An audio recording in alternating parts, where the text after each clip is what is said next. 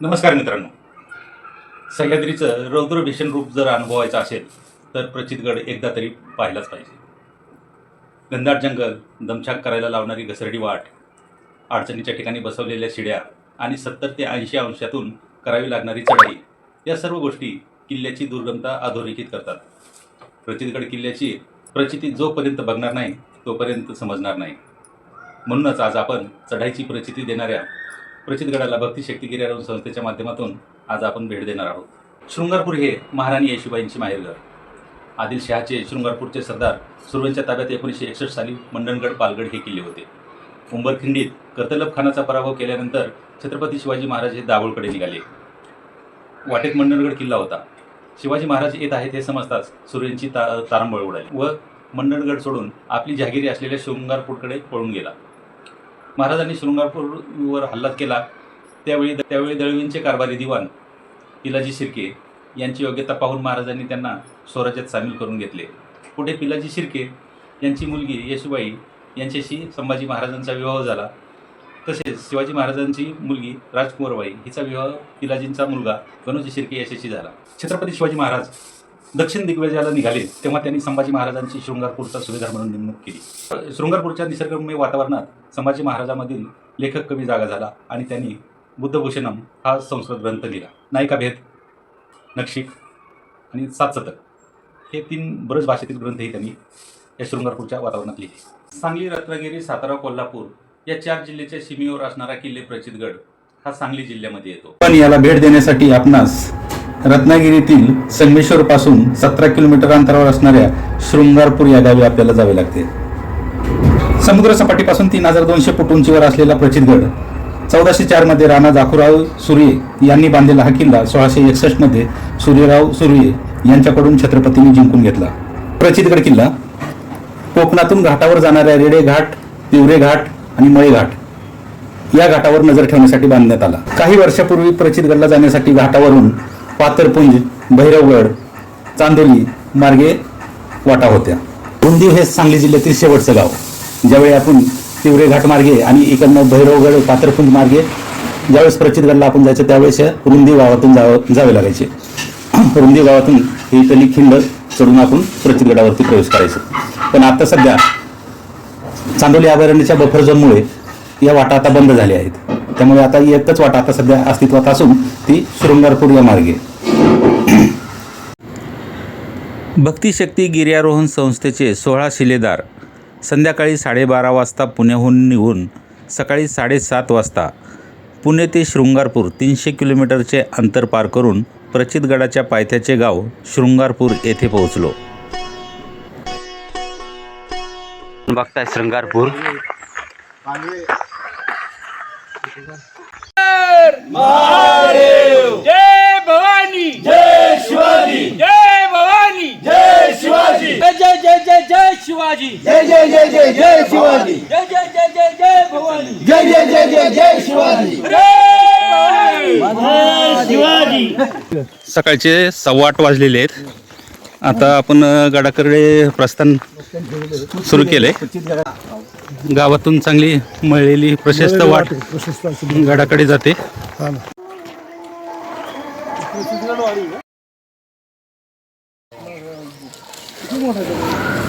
पूर्वी गावात शिर्केंचा वाडा होता. आता या वाड्याचे काहीच अवशेष शिल्लक राहिलेले नाहीत.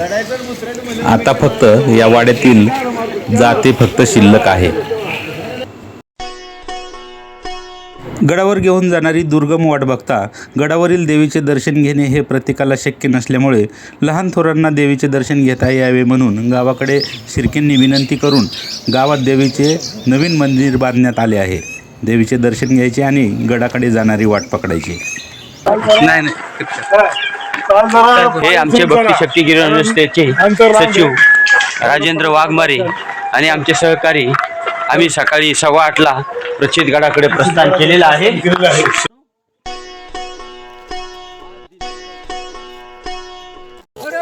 महादेव जय भवानी, जय शिवाजी, जय शिवाजी, जय भवानी, जय जय जय जय जय भवानी, जय जय जय जय जय शिवाजी. छत्रपती शिवाजी महाराजांच्या जयघोषात आमची गडाकडे वाटचाल सुरू झाली. गड संवर्धन संस्थांनी जागोजागी लावलेल्या दिशादर्शक फलकामुळे वाट चुकण्याचा धोका नाही. जय शिवाजी जय भवानी हर हर महादेव हर हर महादेव श्री छत्रपती संभाजी महाराज की जय. गावातून 30-40 मिनिटे चालल्यानंतर ओढा आडवा येतो. ओढा ओलांडून पलीकडे गेल्यावर गावाच्या आणि गडाच्या मध्ये असलेल्या डोंगराच्या पायथ्याशी आपण पोहोचतो. इथपर्यंतचा प्रवास आपला सफाई रस्त्याने होतो. इथून पुढे डोंगराची दाट झाडीतील खडी चढण चढून पठारावर पोहोचायला 1 तास लागतो.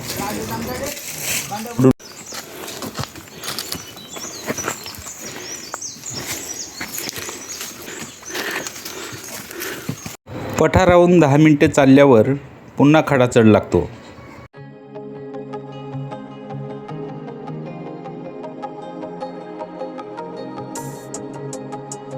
भक्तिशक्ती गिरण संस्थेचे मावळे द्वाराला धरून चढाई चढत आहेत. अतिशय कठीण असा हा प्रचितगड खरोखरच चढण्याची प्रचिती देणार आहे आपल्याला. आता आपल्या भक्तिशक्ती गिरण संस्थेचे राजेंद्र वाघमारे हे द्वाराला वर चढून आलेले आहेत. धर्मवीर श्री छत्रपती संभाजी महाराज की जय. जय भवानी जय शिवाजी जय शिवाजी जय भवानी हर हर महादेव हर हर महादेव. धर्मवीर श्री छत्रपती संभाजी महाराज की जय.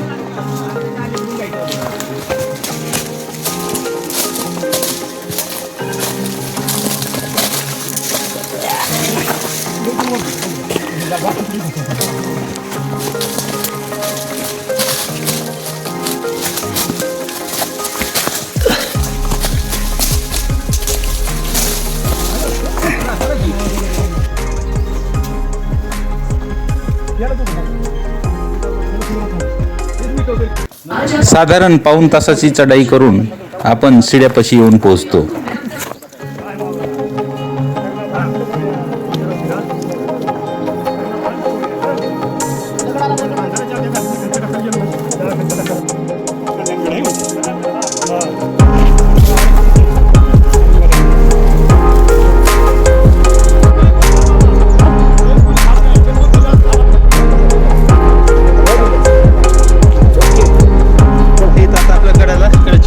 लागलेली आहे. आत्ताशी दुसरी लागली 4 पायरी.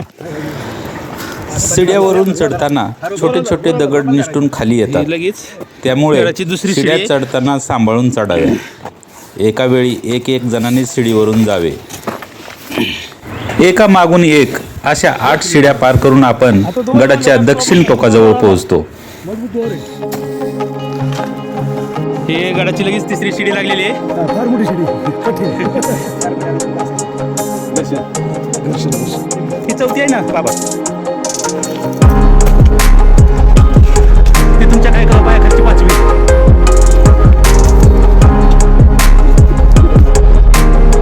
जानेवारी 2026 शुक्रवार दुपारचे 12:30 वाजलेले आहेत.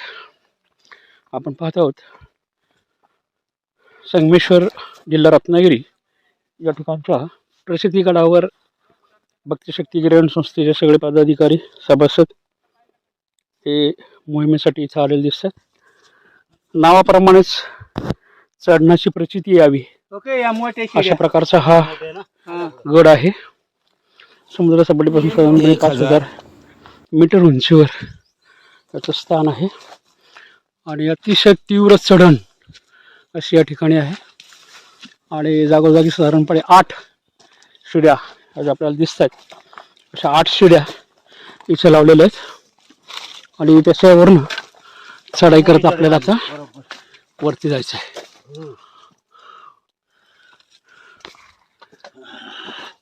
धन्यवाद मित्रांनो. हळूहळू या सर्वांनी हळूहळू या. द्वाराला पकड धरा. द्वाराला धरून वर या. द्वाराला धरून वर या. पकड जास्त मजबूत करा द्वाराची.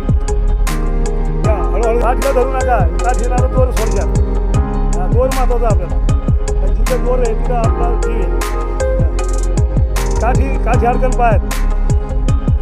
ओके या बस. 7 या. 1 नंबर चढाई करत आहे. भक्तिशक्ती गिरण संस्थेचे सदस्य.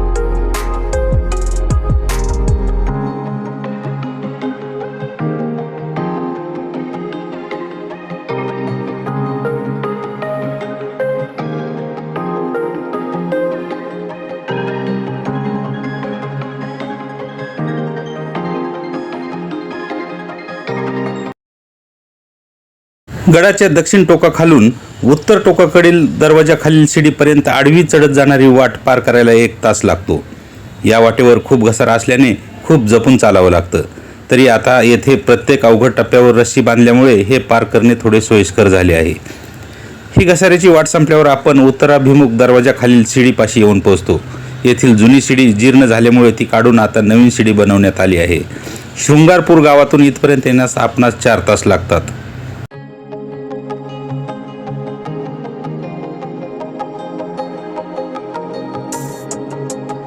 पण महिला आणि लहान मुलं यांना येता यावं या उद्देशाने इथं अशी जिण्याची व्यवस्था केलेली आहे. त्याला पण येण्यासाठी फार खडतर प्रवास करून यावं लागतं. असंख्य चढ उतार आणि सगळे जंगल असा स्वरूपाचा हा प्रदेश आहे. पण अतिशय दिसायला आणि देखणा असा हा किल्ला, संपूर्ण वनराईने नटलेला असा हा किल्ला एकदा तरी पाहावा. धन्यवाद.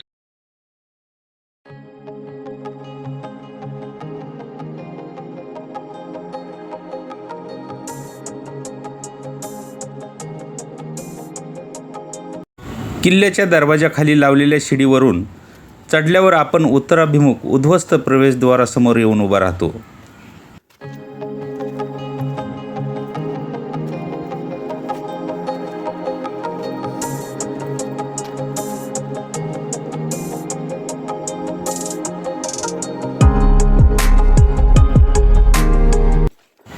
उद्ध्वस्त प्रवेशद्वारातून आत प्रवेश केल्यावर डाव्या बाजूला पाण्याचे मोठं टाका आहे, पण यातील पाणी पिण्यायोग्य नाही.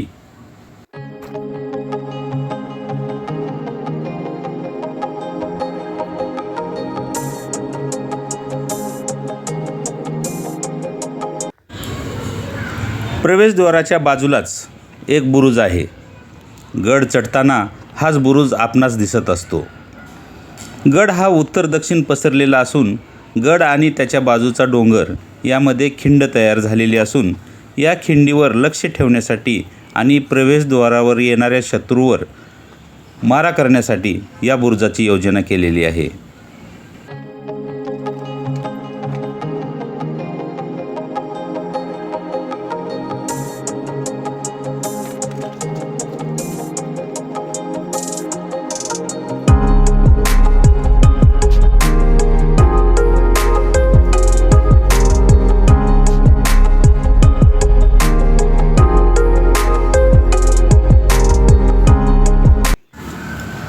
हा बुरुज पाहून पाण्याच्या टाक्याजवळून दक्षिणेकडे जाताना दरीच्या बाजूला तटबंदीचे अवशेष पाहायला मिळतात. थोडासा चढ चढून आपण पत्र्याच्या शेडमध्ये बांधलेल्या बहिरी भवानी मंदिरापाशी येतो.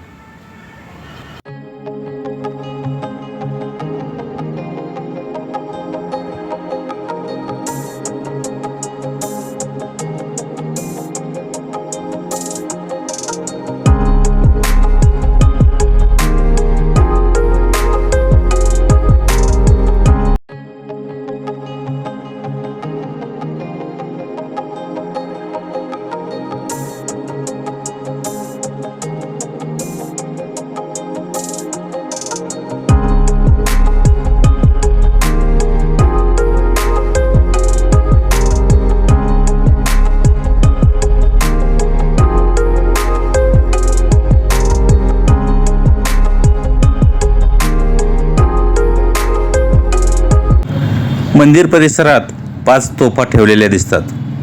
मंदिरात 3 मूर्ती आहेत. मधली मूर्ती बहिरी भवानीची असून बाजूच्या मूर्ती भैरोबाच्या आहेत. गडावरील भवानी देवी पंचक्रोशीतील लोकांची कुलदैवता असल्यामुळे गडावर अधूनमधून लोकांचा वावर असतो. मंदिराच्या समोर काही घरांचे चौथरे पाहायला मिळतात. या चौथऱ्यामधून जाणाऱ्या वाटेने थोडंसं पुढं गेलं की पायऱ्यांनी खाली उतरले की पाण्याची खांबटाकं पाहायला मिळतात.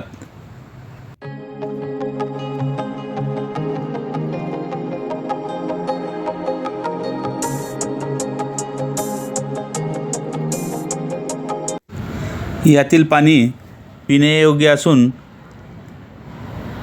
टाक्यात उतरण्यासाठी पायऱ्या कोरलेल्या आहेत.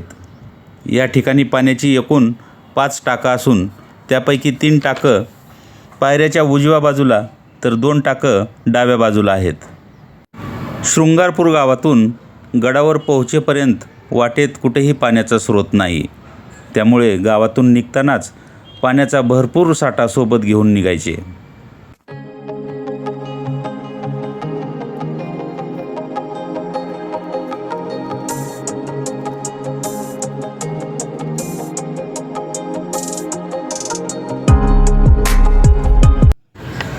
टाकं पाहून पुढे गेल्यावर डाव्या बाजूला दरीच्या बाजूने तटबंदी आणि बुरुजाचे अवशेष पाहायला मिळतात.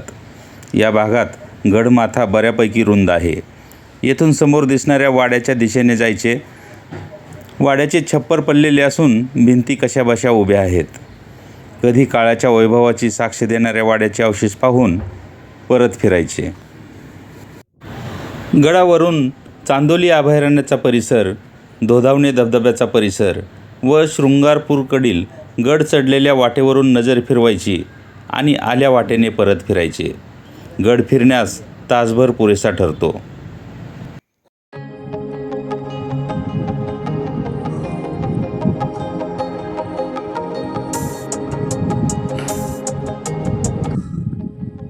राजेंद्र वाघमारे चितगडावरून खाली उतरत आहे. अवघड असं हे ठिकाण आहे. कदाचित या ठिकाणी जर दोर लावला नसता तर या ठिकाणून कुणाला वर जाता आलंच नसतं, अशी ही या ठिकाणची परिस्थिती आहे. कारण खड्यावरून पाय रोल होतात, घसरतात आणि घसरून खाली हजारो फूट खोल दरी आहे की माणूस सापडणार पण नाही, अशी तरी हे सक्सेस झाली दोराला धरून.